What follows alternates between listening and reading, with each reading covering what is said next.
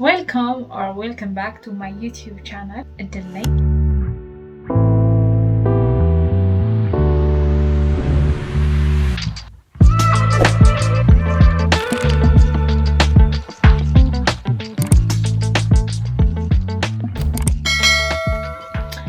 ለቃለው ካልኩበት ጊዜ በጣም ቆይቼ እንደመጣሁኝ ያውቃለሁ።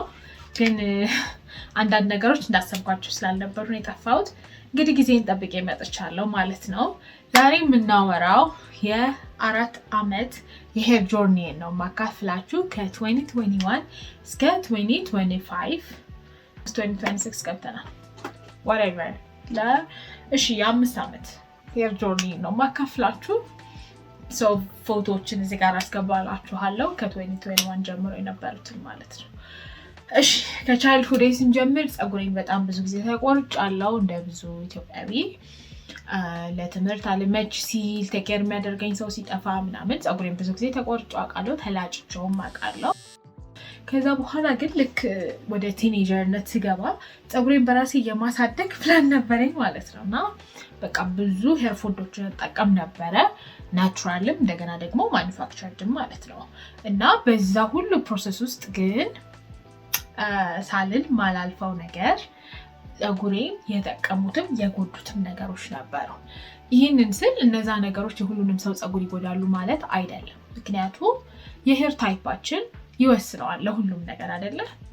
በኋላ 2021 ላይ ልክ ዩኒቨርሲቲ ጆይን ሳደርግ ማለት ነው ፀጉሬ በጣም ሄልዚ ነበር። ብዙ አመት ተንከባክቤው ነበር። በቃ ኦልሞስት ከ9ኛ ክፍል እስከ 12ኛ ክፍል ድረስ ፀጉሬን በጣም ቴኬር አድርጌው ስለነበረ ያኔ በጣም ቆንጆ ፀጉር ይዤ ወደ ዩኒቨርሲቲ ገባው ማለት ነው። እዚህ ጋር ነው እንግዲህ የሚጀመረው ታሪኩ። ኦኬ ዩኒቨርሲቲ ከገባው በኋላ እውነት ለመናገር ወደ መተኮስ ወደ ምናምን አልገባሁም። ስቲል ቴኬር ለማድረግ እየሞከርኩ ነበር ምናምን። ከርሊ የመሆን ይዘቱ በጣም የጠበቀ ነበረ። ከዛ በኋላ ከርሊ ይሆንና የፊቱን በጣም በባይስትራ በመንካት ብዛት ሁሉም ፀጉሬ ኦልሞስት ፀጉሬ አይ ቲንክ በስሪ ቢ እና በስሪ ሲ መካከል ያለ ፀጉር ነው ያለኝ። የፀጉር ታይፕ ለመለየት የሚረዱዋችሁን ቪዲዮ ዩቲዩብ ላይ አስቀምጥላችኋለሁ፣ ገብታችሁ ማየት ትችላላችሁ። በስሪ ቢ እና በስሪ ሲ መካከል ያለ ፀጉር ስላለኝ በጣም ቶሎ እሳት የኔን ፀጉር ከከርሊነት ወደ ዳሜጅድ ሄርነት የማስገባት እድሉ ከፍተኛ ነው ማለት ነው። እዚህ ጋር እንደምታዩት የፊቱን ፀጉሬን ዳሜጅ አደረኩት። ለደግነቱ የፊቱ ብቻ ነበረ። እሱን ሂል ለማድረግ ደግሞ የመረጥኩት መንገድ ምንድነው? መቆረጥ ነበረ። ሲድረስ መቆረጥ፣ በዛውም ፋሽን ስታይል እንዲሆነኝ ብዬ ማለት ነው። አልጠቀመኝ። በጣም ነው የተጎዳው ፀጉሬ። ምክንያቱም ፀጉሬን ወደፊት በደፋሁት ቁጥር እዚህ ጋር ያለው ፀጉር በጣም ይሰባበር ነበረ። ወደፊት የተደፋ ፀጉር ደግሞ ይክናት ነው በቁጥጥር ማድረግ አትችሉም። ስለዚህ 2022 አካባቢ ፀጉር ቁርጡን ካደረግኩ በኋላ ፀጉሬን እንደገና ጎዳሁት ማለት ነው። ከተጎዳም በኋላ ግን ስቲል ምን አደረኩኝ? የከርሊ ሄር ይዘቱ እስኪመለስ ድረስ ታግዬ 2022 መጨረሻ አካባቢ ላይ እዚህ ጋር እንደምታዩት ሙሉ ለሙሉ ከርሊ ሄር ኖረኝ። ሙሉ ለሙሉ በጣም የምጠነቀቅለት ከርሊ ሄር ኖረኝ። ምንድን ነበር የምታደርጊው ካላችሁኝ፣ ፀጉሬን የሆነች ስታይል ነበረች። እንደውም እዚህ ጋር አሳያችኋለሁ። ቁጥርጥር በወፍራሙ ብቻ ነው የምሰራው ታጥቤ። እሱን ስፈታው ከርል ስለሚሆን አስይዘዋለሁ ኦር ሳምቲንግ፣ ካልሆነ ደግሞ ትዊስት አደርገዋለሁ። ዋናው ነገር ስታይል ማድረግ ሲያምረኝ ወይ መውጣት ሲያምረኝ ወይ ደግሞ በቃ ከርሊ ቫይብ እንዲኖረው ስፈልግ ፍሌክሲሮድ እጠቀማለሁ። ፍሌክሲሮድ በቃ በጣም ላይፍ ቼንጀር ነው፣ ላይፍ ሴቨር ነው ለኔ። ስለዚህ ከርሊ ሄር ካላችሁ I really recommend ፍሌክሲሮድ እንድትጠቀሙ ማለት ነው። በፍሌክሲሮድ ፀጉሬ እንዴት እንደሚሆን እዩት ብቻ። ፍሌክሲሮዱ ምንድነው ማደርገው? ማታ ላይ ወይም ደግሞ ቀንም ላይ ሊሆን ይችላል ታጥቤ በእርጥቡ፣ በጣም እርጥብ እንዲሆን አልፈልግም ምክንያቱም ቶሎ አይደርቅልኝም ካክሱ ስለማልገባ። ጠፈፍ ያለ ፀጉሬን አበጥሬ ጠቀልለዋለሁ። በኔክስት ዴይ ስፈታው ነው እንግዲህ እንደዚህ የሚሆነው። እንደዛ እያደረኩኝ ስታይል አድርጌው ሳምንት ምናምን ቆይበት ነበረ። እስከ 2024 2023 እና 2024 እንደዛ አለፈ። ከርሊ ሄር እንትኔን አመጣሁት ማለት ነው መልሼ። ከዛ በኋላ ሂር ኢት ካምስ 2025 መጣ። ፕራይቬት አደረግኩኝ፣ ስራ ጀመርኩኝ ምናምን። አሁን ደግሞ እንደ ልብ ፀጉሬን ለመጠቅለል ቴክር ለማድረግ ቱ ቢ ሆነስት ጊዜ የለኝም በማለት ማሳበብ ሁሉ አልፈልግም። በጣም ጥፋት ያጠፋው ፀጉሬን ገደልኩት። በቃ ሊትራሊ ገደልኩት። አልፎ አልፎ ፓይስትራ መሰራት ጀመርኩ። እዚህ ጋር እንደምታዩት ትንሽ ቀበጥ ማለት ጀመርኩ። በጣም ፀጉሬን በቃ ፓይስትራ አልሰራም። አንዳንዴ ዘንጭ እንጂ ሺህ ዓመት ልትኖሪ ነው ምናምን የምባል አይነት ሰው ነበርኩኝ። 2025 ወይም ደግሞ ላስት ይር ግን በጣም ቀበጥኩኝ እና ተደጋጋሚ ፓይስትራ መሰራት ምናምን ጀመርኩኝ። this last time ከ4-5 ወር በፊት 2025 ማለቂያ አካባቢ አንድ የማላውቀው ፀጉር ቤት ሄድኩኝና ፓይስትራ ተሰራው። እንዳልኳችሁ የፓይስትራ ምናምን የመሰራት ቅብጠት ውስጥ ብገባም ስቲል ሂት በጣም ፕሮቴክት አደርግ ነበር ፀጉሬን ከሂት። እነግራችኋለሁ ከአንዴ በላይ አሁን አይታችሁ ከሆነ ኢትዮጵያዊ ፀጉራችን ቶሎ ስለማይሞት 2-3 ነው የሚደግሙት በፓይስትራ። የኔ ፀጉር ላይ ከአንዴ በላይ አይኬድበትም። የኔ ደንበኛ የሆነ ሰው ሁሉ ያውቃል።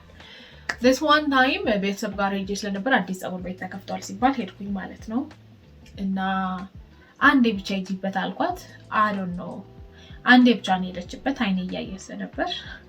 ከዛ ግን ያው ፀጉሬ በጣም የሚያምር ፓይስትራ ሆነ ምናምን። ስታጠበው ግን ሊትራሊ እዚህ ጋር አስገባላችኋለሁ። እኔ በእውነት ሳስበው ራሱ በጣም ነው ማዝነው። ሊትራሊ ፀጉሬ ሞተ። ፓይስትራው ስታጠበው ከፓይስትራው አይወጣም። አሁንም ፓይስትራ ነው። ምክንያቱም ሞቷል ፀጉሬ በጣም ተጎድቷል። እና ከዛ በኋላ እንግዲህ አሁን ኦልሞስት 1-4 ወር ሆኖታል። እንደዛ ከሆነ በጣም ነበር ያዘንኩት። ልቆረጥም አስቤ ነበር፣ ግን ብቆረጠው ደግሞ በጣም ብዙ ነው የምቆረጠው። ስለዚህ ቢያንስ ላሳድገውና መንታ እየቆረጥኩ የሾሎ ፀጉር ይወጣል ብዬ አሰብኩኝ። ስለዚህ አሁን እንግዲህ 4ኛ ወር ላይ ደርሻለሁ። ፀጉሬ አሁን ያለበት ስቴት ወይም ደረጃ ይሄን ይመስላል። ቆይ ላሳያችሁ። አንዳንድ ቦታዎች ከርሎቹ ተመልሰውልኛል። አንዳንድ ቦታዎች ደግሞ እንደምታያቸው የፊቱ ምናምን እዚህ ጋርም አለ። ከርሎቹ እየተመለሱት እስከዚህ ድረስ ነው። ቁመቱን በጣም ተበጣጥሶ ነበር ምናምን። አሁን ኦልሞስት ለውጥ አለው በጣም እንደምታዩት። ግን ያው እንግዲህ በጣም በሚያሳዝን ሁኔታ ፀጉሬ ተጎዳ፣ ፀጉሬ ሞተ። እንደዛ የሚያምር ከርል የሚያደርግ የነበረ ፀጉር ታጥቤ ሳበጥረው እንደምታዩት ቀጥ ማለት ጀመረ ማለት ነው። ብዛቱም ቀነሰ። ያ አሁን ቴክር ማድረግ ጀምሬ ኦልሞስት 4 ወር ሆኖኛል። ቴክር ማድረግባቸው መንገዶች ምን እንደሆኑ ነው ይሄ ቪዲዮ። ዋናው ዓላማው በምን አይነት መንገድ ፀጉሬን ቴክር እያደረግኩ እንደሆነ ጀነራላይዝ አድርጌ ልነግራችሁ ስለፈለኩኝ ነው። የመጀመሪያው ነገር ምንድነው? ኦብቪየስሊ ከገደለው ነገር አርቄዋለሁ።